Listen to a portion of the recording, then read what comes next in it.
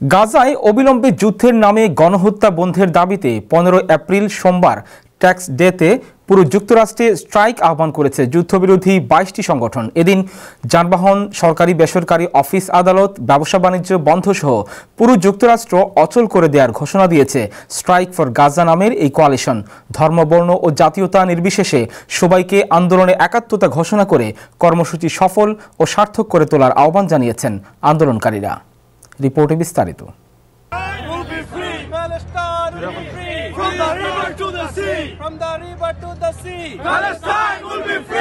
গাজায় ইসরায়েলের অমানবিক গণহত্যার বিরুদ্ধে সারা বিশ্ব যখন সোচ্চার, তখন আমেরিকান সরকার ইসরায়েলকে একরোখা সমর্থন ও সহযোগিতা দিয়ে যাচ্ছে। এর প্রতিবাদে গত 6 মাস ধরে আন্দোলন করে যাচ্ছেন যুদ্ধবিরোধী অধিকাংশ আমেরিকান।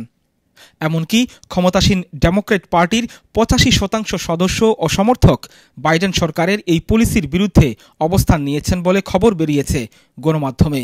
এই অবস্থায় আগামী 15 এপ্রিল ট্যাক্স ডেতে যুক্তরাষ্ট্রে স্ট্রাইকের ডাক দিল যুদ্ধবিরোধী 22টি সংগঠন।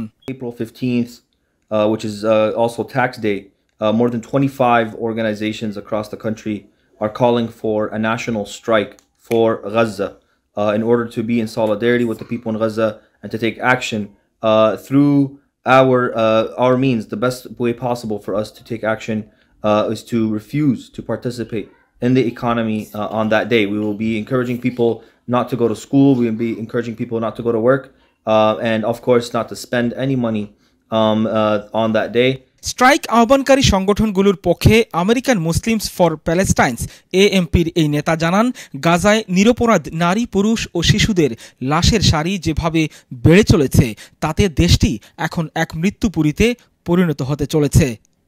একদিকে বোমা, গ্রেনেড দিয়ে হত্যার হুলি খেলা চালাচ্ছে ইসরায়েল, অপরদিকে অবরুদ্ধ গাজাবাসীর জন্য প্রয়োজনীয় খাবার ও ওষুধ পাঠানোরও সুযোগ দিচ্ছে না বর্বর ইসরায়েলি শাসক গোষ্ঠী।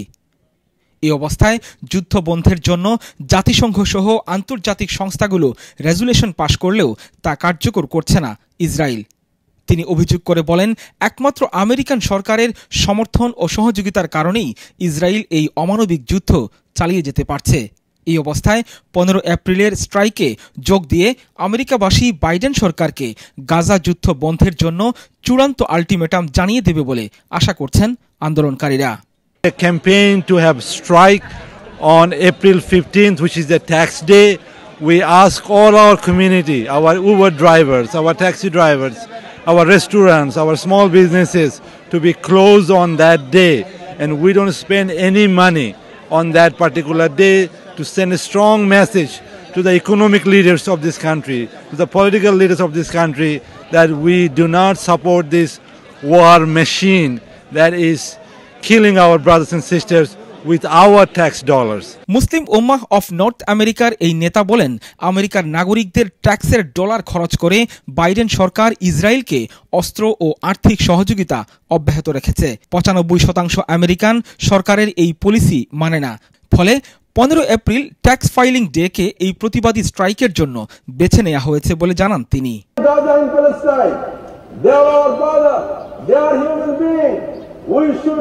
Do something for them, because Allah subhanahu wa ta'ala says, innamal mu'minuna ikhwa, should the believers as brothers, they are one brotherhood.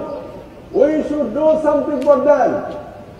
My respected brothers and sisters, we should continue our effort, advocating for a ceasefire and a stop to military support to Israel. We should continue do our effort to make this Eid and Eid solidarity. Don't let our celebration be insensitive. A strike for Gaza. The majority of our national Palestinian and Muslim organizations are calling for a strike for Gaza on Monday, April 15. We ask that you take off work, stay home from school, and don't spend any money on that day. ইতোমধ্যে Muslim community ছাড়াও এই কর্মসূচির সঙ্গে একাত্মতা পোষণ করেছেন সর্বধর্মীয়, মানবতাবাদী, social activist ও সংগঠনগুলো।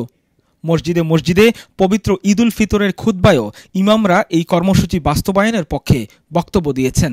Let us pray for world peace. Let us pray for the suffering that is taking place in the world, and we're calling for peace, love. Strike for Gaza কর্মসূচির সঙ্গে এরই মধ্যে সংহতি প্রকাশ করেছে the Palestine right to return coalition Al Awda, US campaign for Palestinian rights MSA National, American Muslims for Palestine AMP, within our lifetime, act now to stop war and racism Answer MSA West, Palestinian Assembly for Liberation, Council on American Islamic Relations, Muslim ummah of North America MUNA সহ 22টি বৃহত্তম সংগঠন ও coalitions. ইকবাল Mahmud, time television, new York.